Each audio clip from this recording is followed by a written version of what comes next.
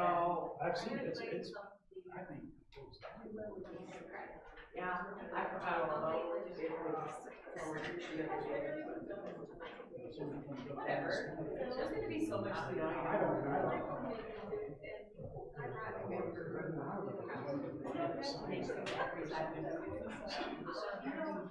They had one at Appleton, but we didn't see it. I'm gonna make some. Hi.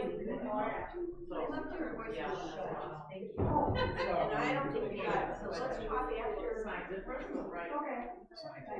I mean, unless you have more tracks. Yeah. Those that railroad tracks. Yeah. Okay. Yeah, but they have people.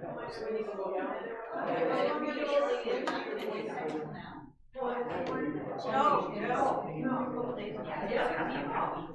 Yeah. So my phone two steps a minute, you know? All right, you're here. I can talk to you better in person than I could. I got and that's what I wanted to talk to you. Yes.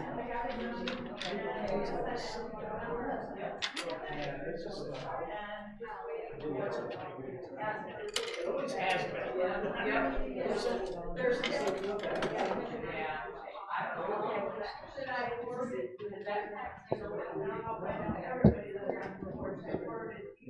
I may switch. Okay. Let me think about it. Oh. Or I can switch. Yeah. I would say. Jim. Sure it's on the agenda. Jim, it's God speaking to you from up here. Thanks for talking to Haley. I didn't know. Well, and then send that. Thanks for talking to Haley. Okay. Christmas Eve. I know that Thanksgiving Day and Christmas Day are some of the slowest at the airport. Because I've got somebody who's got Like, I've given up trying to predict. right. Well, son plays in his 20s. And you told me guys in those days it's cheaper because nobody else is going. You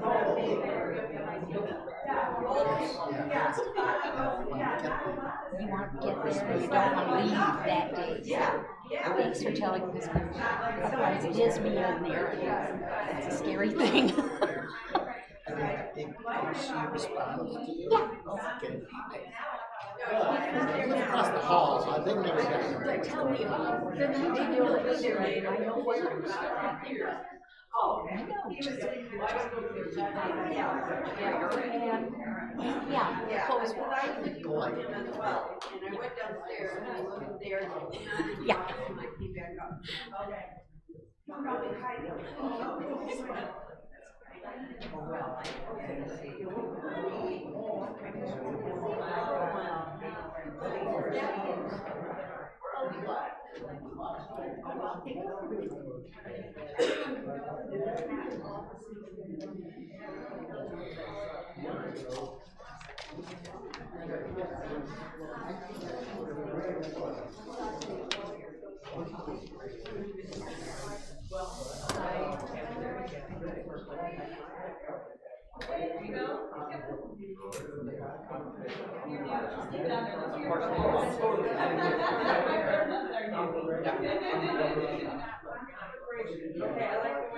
You gotta say it fast.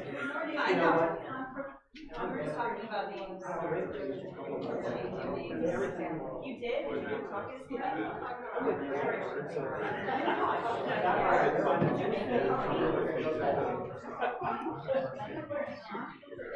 Kathy, I'm glad that's in your part of the script, not mine.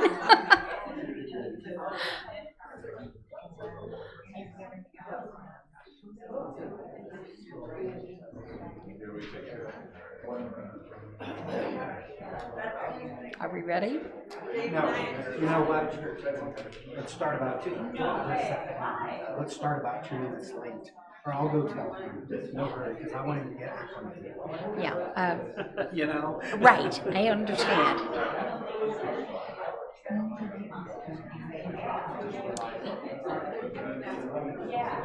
I to the victors valiant, hail to the conquering heroes, hail, hail to Michigan, champions of the West.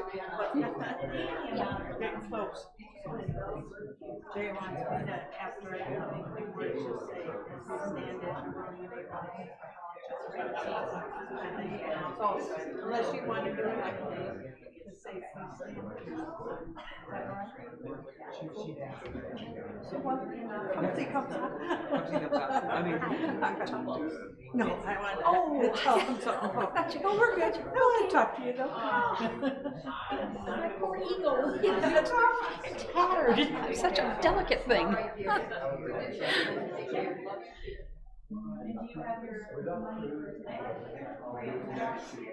Oh, okay.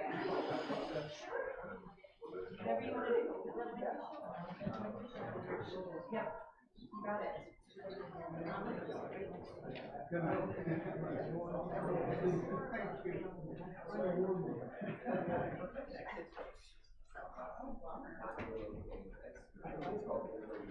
Yes.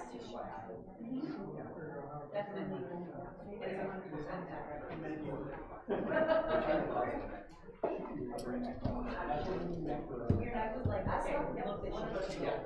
I know there's something.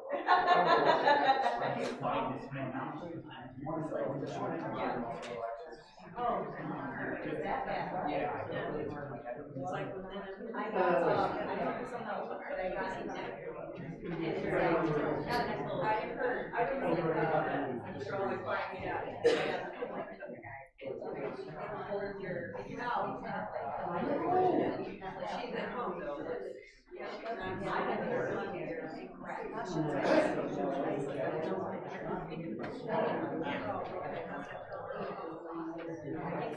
Hi.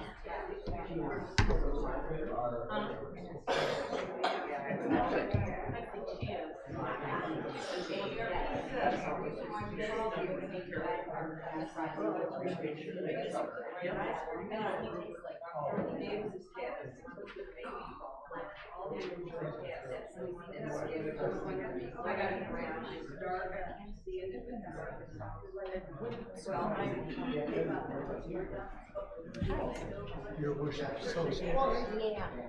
did you? Sure. Okay. You wouldn't believe what writing I used to have to read, including my own. Well,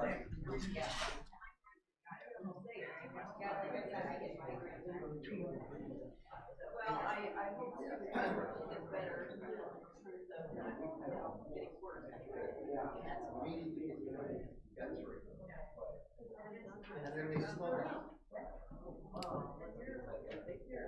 Ready? He knows what he's doing. Okay. All right. Good morning. Morning.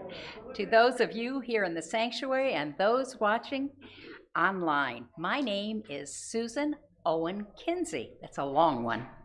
And I welcome you to the Unitarian Universalist Congregation of Flint, a progressive LGBTQ affirming, democratic with a small d versus autocratic religious community. If you would like to have more information about our faith traditions or this congregation in particular, feel free to talk to one of our ministers today. We only have one today, and that is Jerry Kerr sitting here, or anyone in this congregation. And you can find out more information on our website that is at uuflint.org. And visitors are especially invited to join us for coffee hour downstairs after the service. And any of us would be more than happy to tell you about our congregation. All righty, start that one over again. Congregation. You may also sign up for our weekly e-newsletter by visiting our website, scanning the QR code on the order of service, or filling out one of these little cards here. They're in the back of your pews, and promise, we don't scam. Nobody's going to be touching your bank accounts. Now, The Christmas Eve service.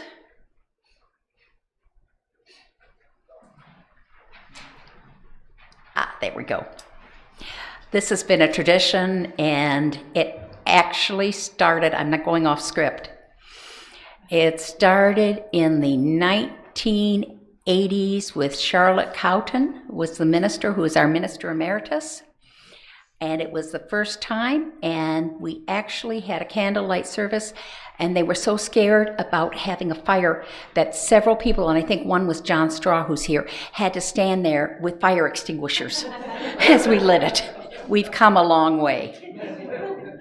So join us for our Christmas Eve service on December 24th at 5:30, followed by a traditional soup social potluck. And there are sign-up tables at the back, and you will bring them down to coffee hour, and you can sign up there.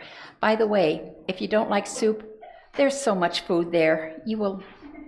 There's something you're going to like, no matter what. And second Sunday, it is now my pleasure to talk about this month's Sunday special offering. We take a collection to benefit a nonprofit agency that serves people in need. And this program is a big part of the church's social justice work. And that work defines Unitarian Universalism and this church, the UUCF. This month's recipient is the First Nations Development Institute. And as many of you know, our congregation acknowledges that our church sits on the land once owned by Michigan's indigenous people. We not only support them, but our congregation also voted to make a yearly donation to an indigenous-led agency. Since their founding, the First Nations Development Institute has reached over 73,000 people with their programs. Their work focuses on food, health, housing, and youth education programs. They also work to financially empower and strengthen Native communities through tailored programs and outreach. For example, in 2021, they issued 40 scholarships to Native American students. We hope you will be willing to support this very important work and can make an offering as you leave today at the table in the back where the poinsettias are. Just make sure your checks are marked second Sunday, or you can go to the donate page of our flintuu.org website and use the box that's marked second Sunday. I also have one other announcement that I will attempt to read the handwriting. Our operations committee needs 1 or 2 volunteers to shovel and salt the church's sidewalks before 9 a.m. on Tuesdays and Wednesdays as needed. So if it doesn't snow, you're not committed. Please see or contact John Straw if you can commit to either of these days. John, would you raise your hand just in case anybody doesn't know you? There he is. Okay. And at this point, we will now light the Advent wreath. Read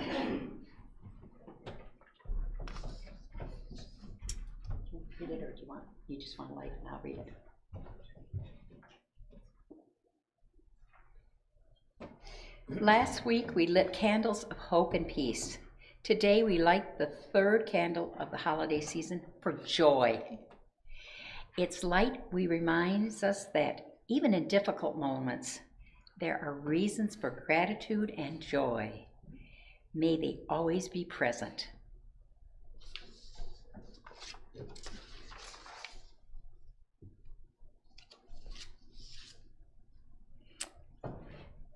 If you'll join with me in reciting our covenant, which is now up on the screens.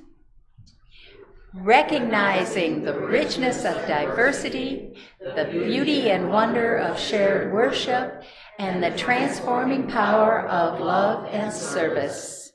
We gather as a sacred, intentional community to freely seek knowledge and truth, celebrate the goodness of life, by our actions to increase goodness and justice. Thank you.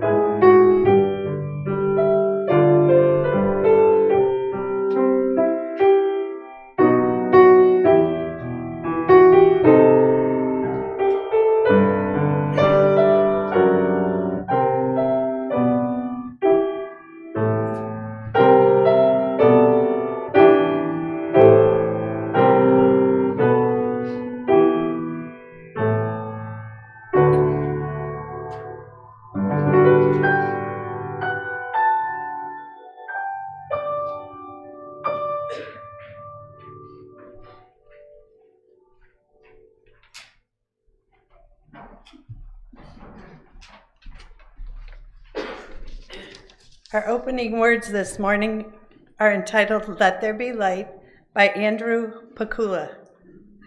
Let there be light, the light of joy, the light of happiness, and the light of contentment. May it illuminate our paths and fill our lives with peace. And let there be dark, for it is from our dark places that we are brought forward, tried and tested, and impelled toward growth. It is in these places that we realize compassion and learn to love. And there was day, and there was night, and there was joy, and there was sorrow, and it was good. Now, if you'll please stand as you're willing or able for our next hymn.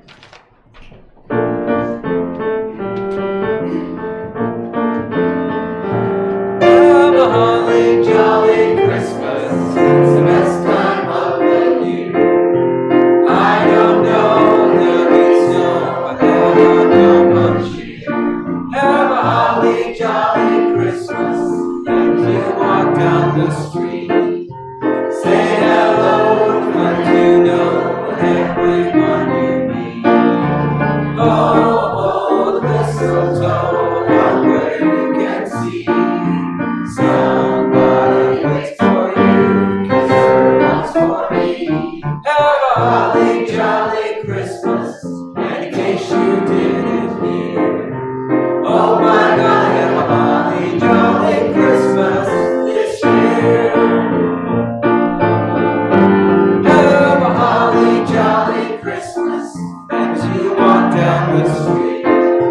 Say hello to friends you know and everyone you meet. Oh, oh, the mistletoe, one where you can see somebody waits for you, 'cause there was for me. Have a holly jolly Christmas, and in case you didn't hear, oh my God, have a holly jolly Christmas this year.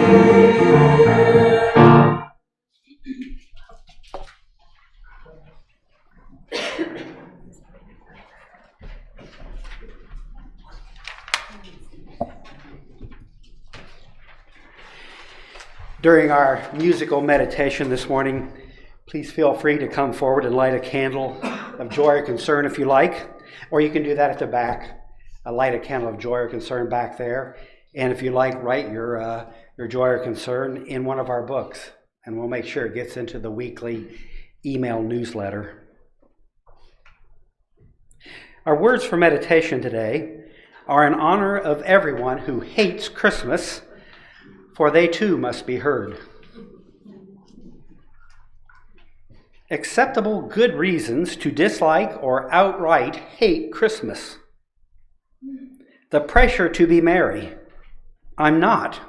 Sorry. Pictures of children sitting on Santa's lap, crying their eyes out. Sad Christmas songs. Who thought that up? Candy that puts peppermint and chocolate together.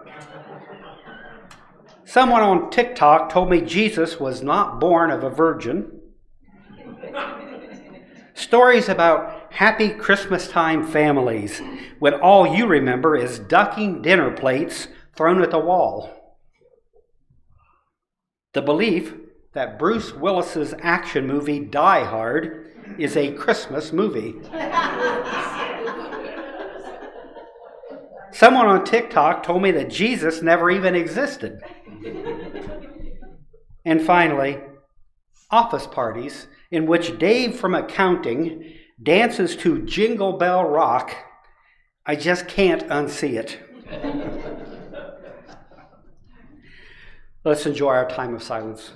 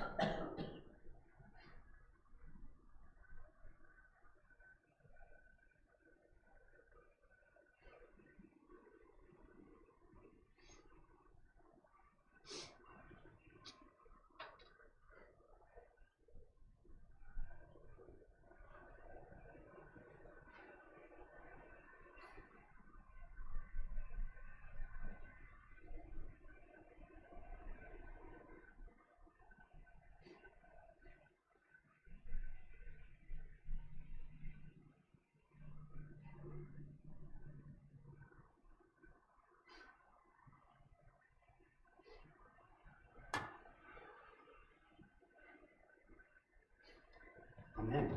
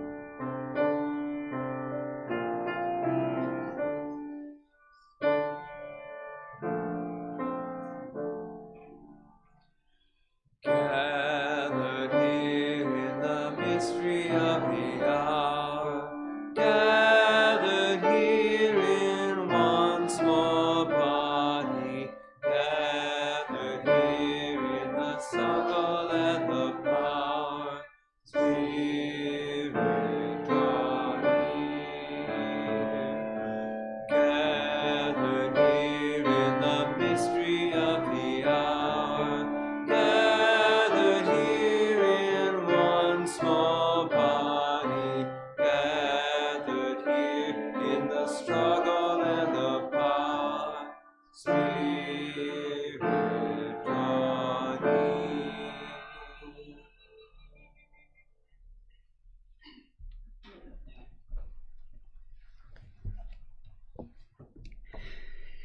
The following Christmas story may be familiar to longtime UUs. It bears repeating now and then to make sure our newer members can learn from it, and so our older members can experience it as a pleasant Christmas time refrain. In October of 1962, musician and songwriter Noel Regney walked the streets of Manhattan deep in thought. A record company had just asked Noel and his wife, Gloria Shane, to write a Christmas song. They were not enthusiastic about the offer of work. Christmas songs were too commercial, not serious music in the minds of these two accomplished musicians. And besides, in October of 1962, Russia was doing the unthinkable, setting up nuclear missiles in Cuba. Noel saw this as a dire threat and was just plain frightened. He had fought for the French resistance against the Nazis just 20 years before, and he knew all about war. He had good reason to believe a nuclear holocaust could happen because he had miraculously lived through a war that many people thought could never happen. He had risked his life many times in that war that came about suddenly and with unimaginable cruelty.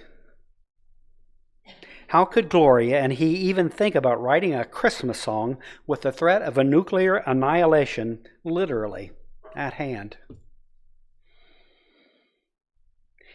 And then as he made his way home on the sidewalks of New York City, he saw two women, each pushing a stroller with their baby in it.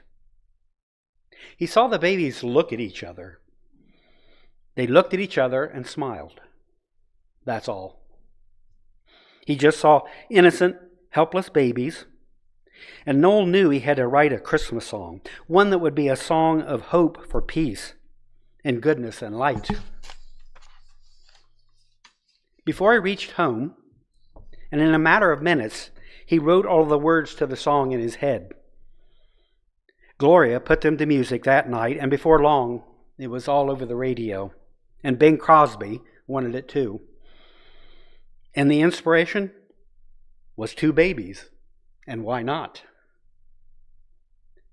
A baby, whether it is the baby Jesus or two babies in their buggies on a street in New York City, are like Christmas, the exact opposite of war. A baby is helpless and harmless and depends 100% on the love and generosity of others to keep alive. Babies are the perfect argument against going to war.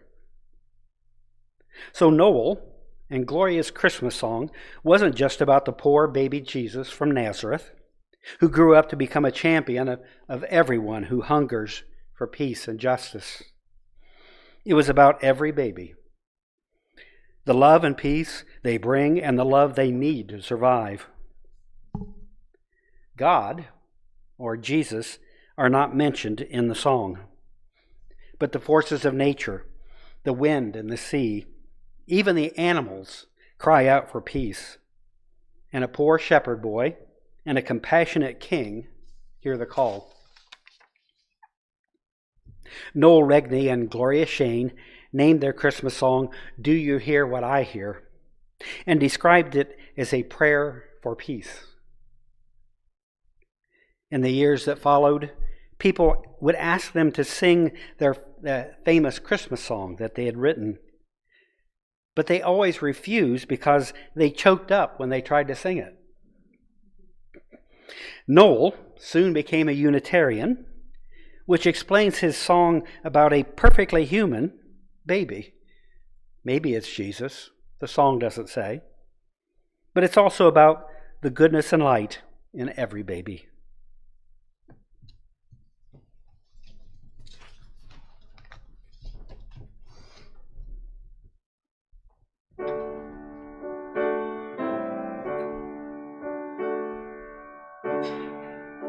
Feel free to join in into as many echoes as you like.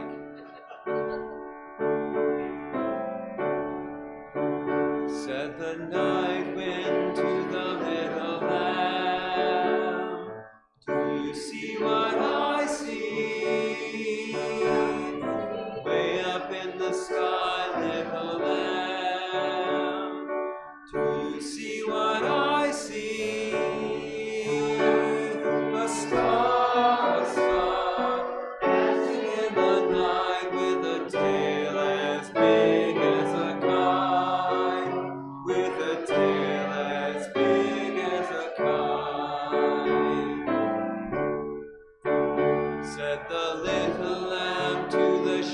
shepherd boy. Do you hear what I hear? Ringing through the sky, shepherd boy. Do you hear what I hear? A song, high above the trees, with a voice as big as the sea, with a voice as big as the sea.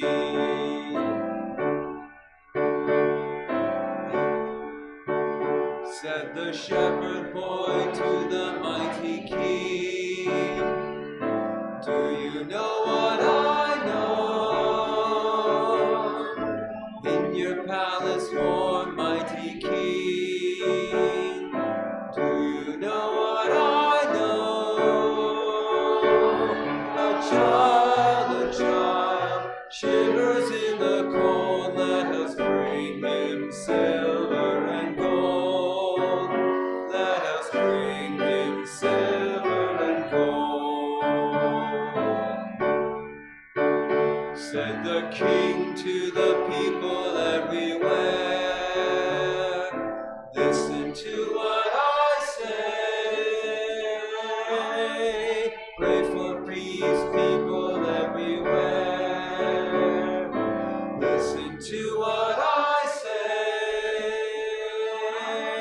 The child, sleeping in the night, he will bring us goodness and light. He will bring us goodness and light.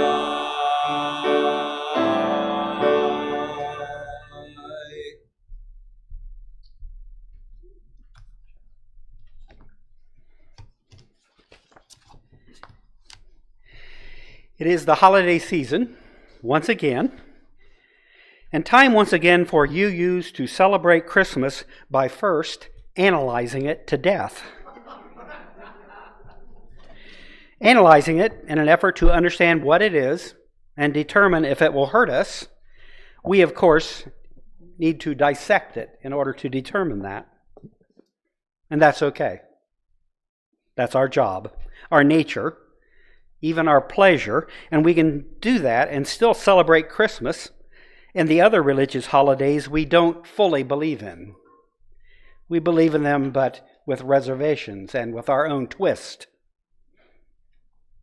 A true story might help us appreciate the beauty and complexity of UUs doing Christmas. In December of 1994, 31 years ago, Lynn and I were at the Star King School for the Ministry in Berkeley, attending a Christmas time sing-along with all the other wannabe ministers. 20 largely non-Christian, partially formed pastors in one small room singing Christmas songs about Jesus. What could go wrong? Silent Night, Holy Night, that song was no problem. Everyone could ignore the line, "Round yon virgin," as quaint mythology, and our hymn book preserves that line. But then came "O Holy Night." Forgive my voice, but I have to demonstrate. A thrill of hope, the weary world rejoices, for yonder breaks a new and glorious morn. Fall on your knees. On that line, 3 or 4 students fell onto their knees, and they started to swoon in fake adoration. The rest of us alternated between smiling, giggling, and frowning. It didn't seem in keeping with the spirit of Christmas.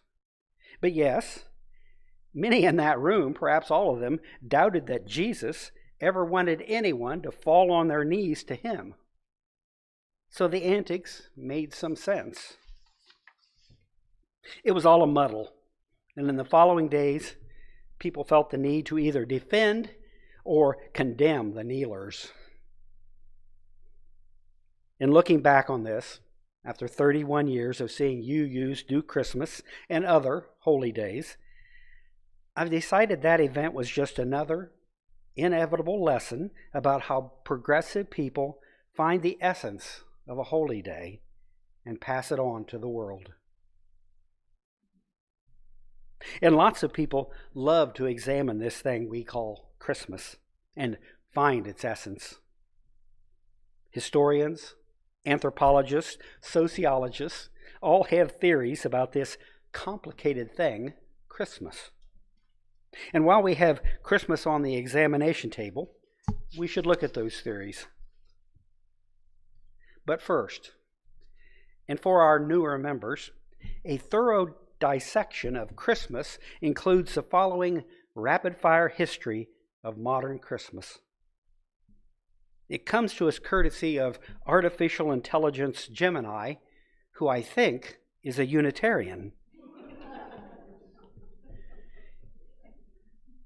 Gemini says that historians widely agree that Unitarians, Episcopalians, and other very liberal Protestants in the 19th century played a decisive role in shaping what we now think of as modern Christmas.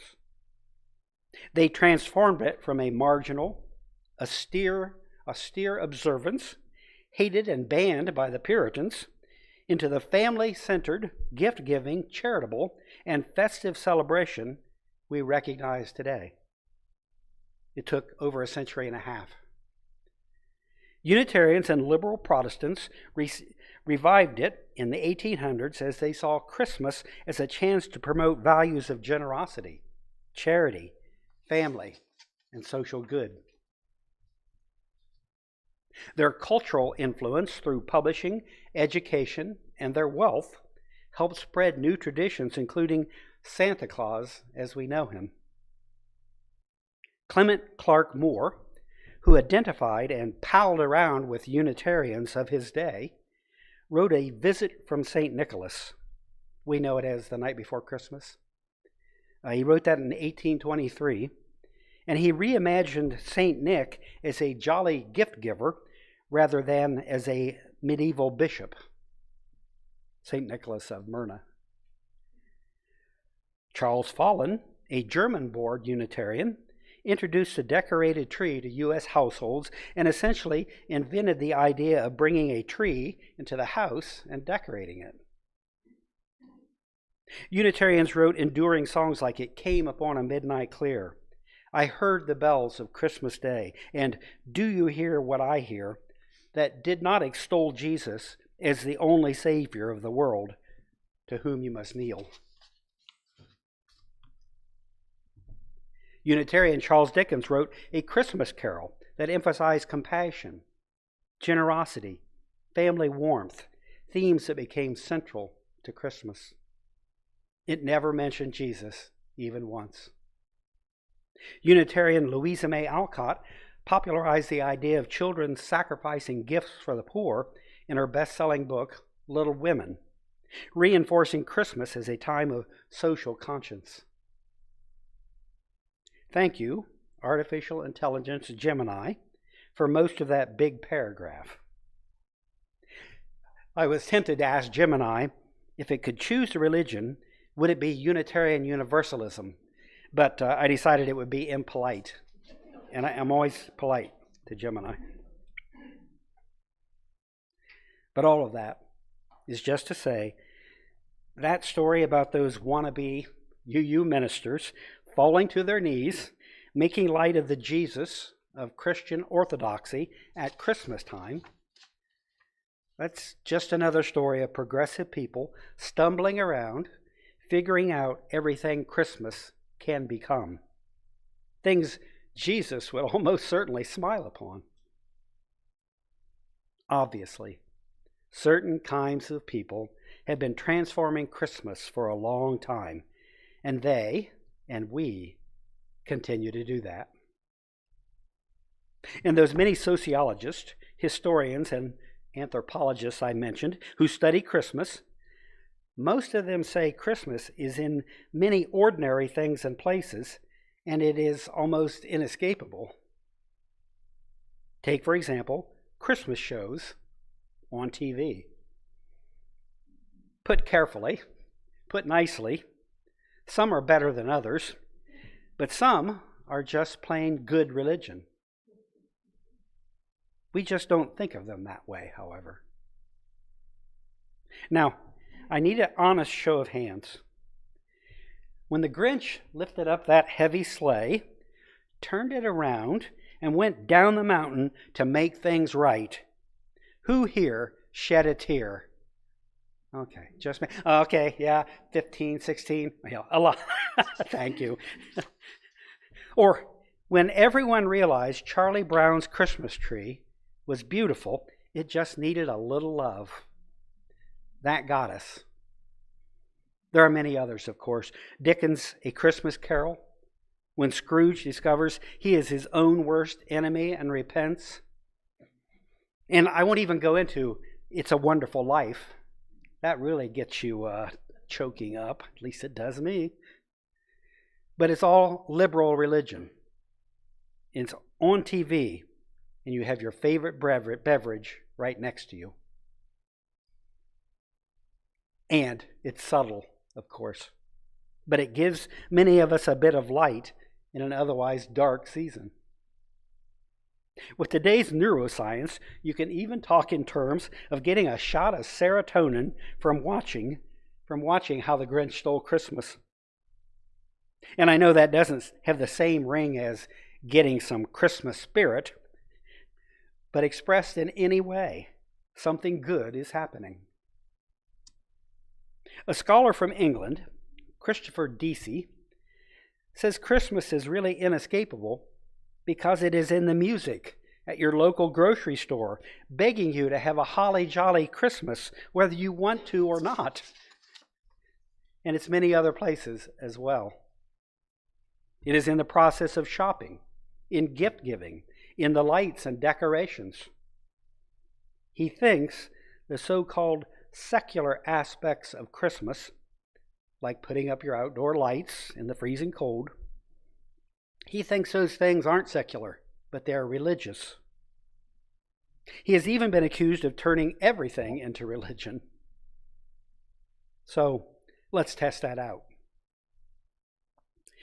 If we say Christmas can be many good things, how does that work on a 10-year-old boy whose highest Christmas aspirations is not peace on earth, but getting his hands on King Zor?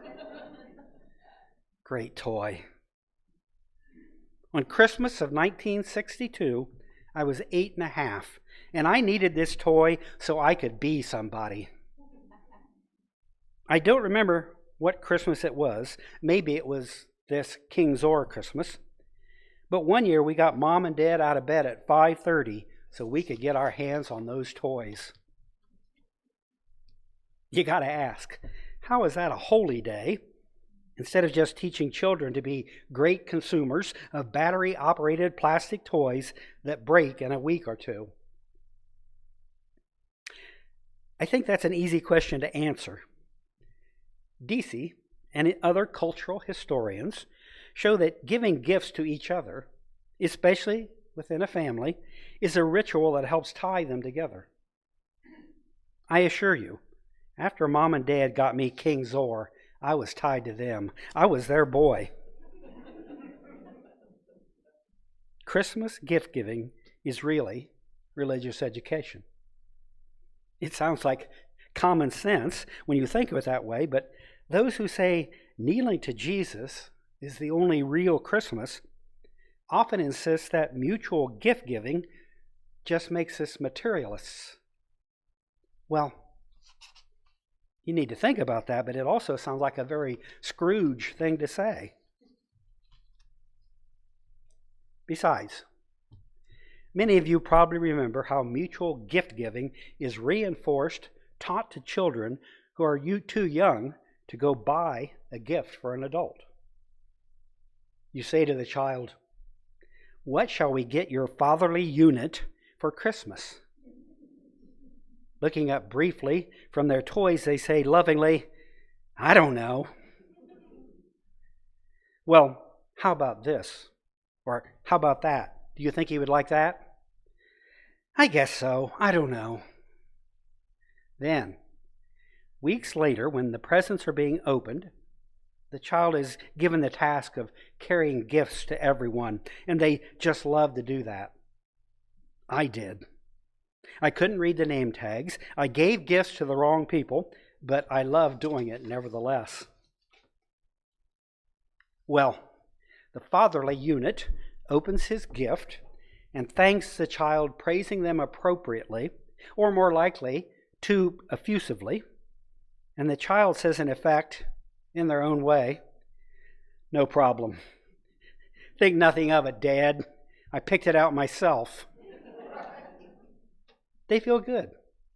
They learn a little bit more about giving, and that is a religious education, especially if we, the educated adults, think of it as such. When I started creating this service, I thought about putting on our front sign, "The reasons," plural, "the reasons for the season." But I thought the better of it, and you probably know why. Many people think there can only be one reason for the Christmas holy day. That can feel a little bit like enforced kneeling, which doesn't feel right to many of us in this room. We even have reasons for the holiday season that go beyond the celebration of Christmas. For example, next week's service is our celebration of the earth-centered holiday of solstice that marks the return of the sun and glories in the wonders of our planet and its life-giving seasons. We find delight in many ways in this season, not just one, and that makes some sense. Remember, one definition of liberal is not stingy. So why would we be satisfied with just one reason to celebrate delight, however it appears to us? And when it comes to Christmas itself, very influential thinkers are also saying there are many reasons for the holiday Christmas season. And you can't escape it either, because it's on every small town lamppost. You are driving and you can't close your eyes, and there they are, Christmas decorations proclaiming something. So we might as well find the light in them if there is some to be had. The light of Christmas, some say, is in moments of harmony and in higher moral aspirations. Or in the terms of today's reading about "Do you hear what I hear?" in the hope for the light of peace, which keeps us and our babies safe from war. Sounds beautiful. Sounds likely and hopeful. But we are examining Christmas today, so I guess we all start looking for ways the holidays may have done this and brought us some much needed light in so many little yet powerful ways. You probably have these moments. You just never thought of them as being Christmas religious moments.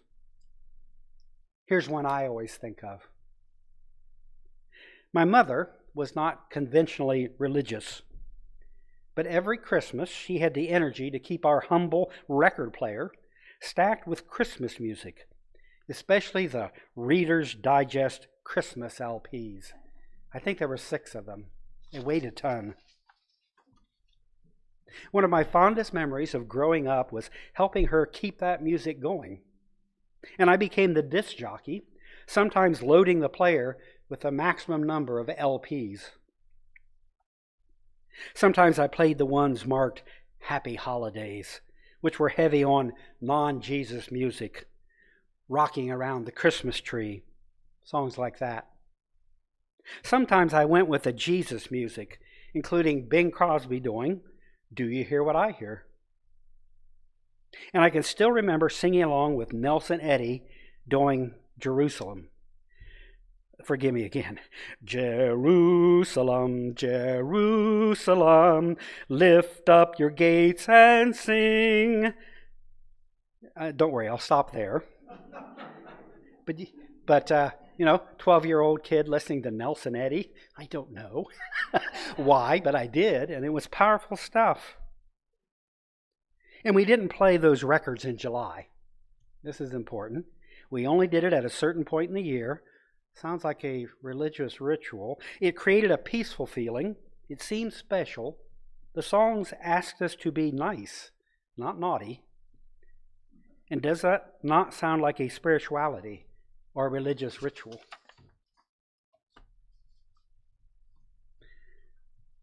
Well, by now, I'm sure you get the idea that maybe the so-called terrible, no good and bad, secular Christmas can still be religious in the largest sense of that word. Religion, or religare. We have the Latin, I think, on a slide here. Religare in the Latin means literally to bind us back. Bind us back to something good, something we may have forgotten or forget from time to time. To sacred duties, community, ultimate reality, if you want to call it that, the divine, God if you prefer, or our inherent worth and dignity. And those of us who study religions, including UUs, know that religions often fail to bind us back in a good way to anything we want to be bound back to. Religions are often full of doctrines that tell you what to kneel to, or else be declared unsaved if you don't kneel quickly. And then later, we find many of those doctrines to be very mistaken. But this, what I'm talking about, accidentally religious Christmas that I'm describing, is doctrine-free. Take, for example, the doctrine-free ritual of putting up Christmas lights and quite literally bringing some light into the darkness. Like many, many people, I've been a nut about putting up Christmas lights outside. Not a lot. I don't want to display my obsessive-compulsive behavior to every passerby. But putting up lights outside, even just a few, to make the place bright and cheerful when it gets dark at 5 o'clock, that feels important. I've decided it's a way to say, I'm still here. I'm not dead yet. Many other things as well, of course. When Rowan, our son, was about 12, I think, I worked hard to get him to help me put up lights outside. And the surefire way to do that was to use dialogue from a Christmas movie. I played the Chevy Chase character from National Lampoon's Christmas Vacation, of course, and I said, Rusty, I'm committed to decorating the house and I'm going to do it big. You want something you can be proud of, don't you, Rusty? Rowan knew the script, and he gave a weak, yeah, I guess so, and he really did feel that way. He wasn't acting. It was too cold to be out there that winter, to be out there for very long anyhow, but he lasted longer than I thought he would, and we had some fun, and we put up with each other. That putting up with each other is another meaning of the more romantic phrase, strengthening family ties. But you take what you can get. And it was fun, a lot of fun. That's all. Like most religious rituals, nothing earth-shaking happened. But in the following weeks, seeing those lights as we entered the driveway, I'm sure he was like the kid who didn't really buy a present for his father, but he was a small, proud part of those lights and more likely to carry the ritual forward. And the work continues. The work of making Christmas everything it can be. Christmas is going to happen regardless. So if we are up for it, it can be our job, perhaps even our pleasure, to help it evolve into a holy season that brings light in all its forms. And yes, of course, we do not neglect a very important reason for the season, Jesus of Nazareth. Although I don't know that he would have seen it as a contest to worry about. But in December, we always advertise our Christmas Eve service on our front sign using the phrase, Jesus, da man. Da man. I think that people get the idea.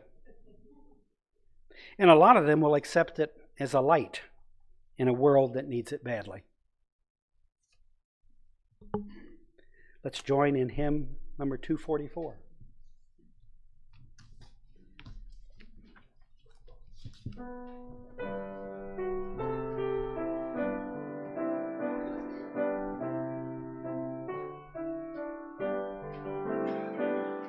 It came upon a midnight clear, that glorious song of old, from angels bending near the earth to touch their harps of gold. He saw the earth goodwill to men, the bring. The world is on its way to hear the angels sing.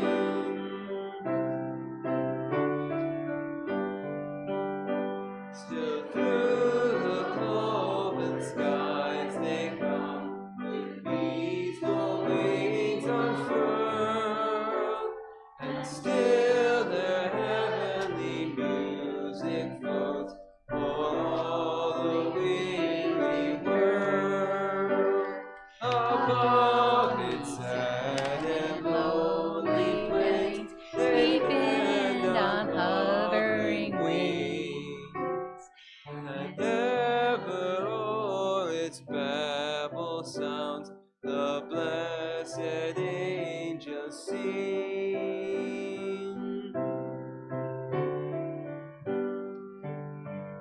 But with the woes of war and strife, the world has suffered long. Beneath the angels' strain have rolled 2,000 years of wrong. And we who find the wars hear not the songs which they bring. Oh, hush the noise of battle strife, and hear the angels sing.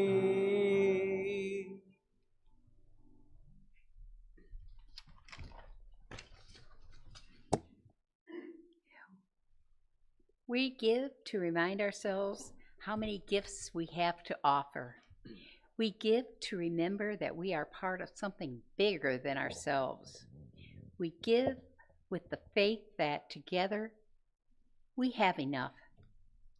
We invite you to join us as we take a collection by placing your offerings in the basket at the back where the poinsettia is of the church as you leave, or by an online gift at uuflint.org. All gifts of treasure, time, and talent are gratefully accepted. Thank you all.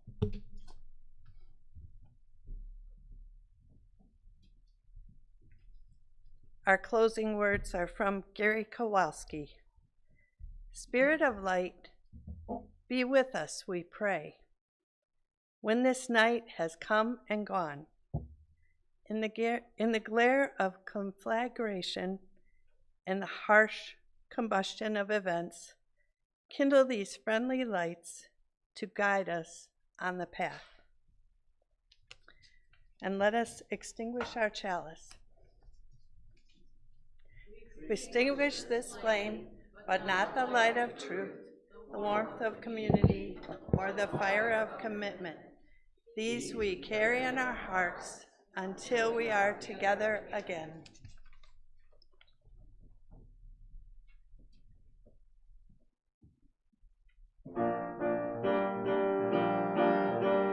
Rocking around Christmas tree at the Christmas party. Mistletoe hung where you can see every couple tries to stop. Rocking around the Christmas tree, let the Christmas spirit ring. Later we'll have some pumpkin pie and we'll do some caroling.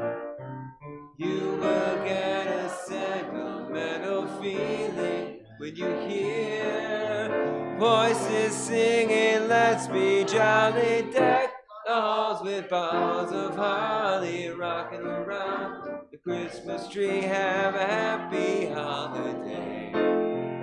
Everyone dancing merrily in the new old-fashioned way.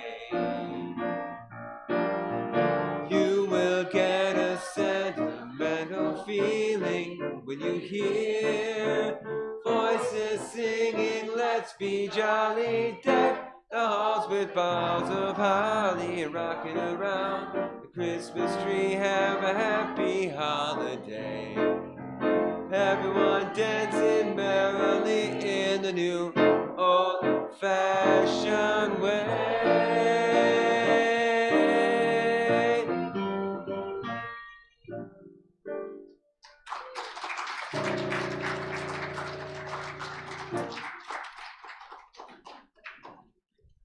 Hope you'll join us downstairs for refreshments. Thanks for being here.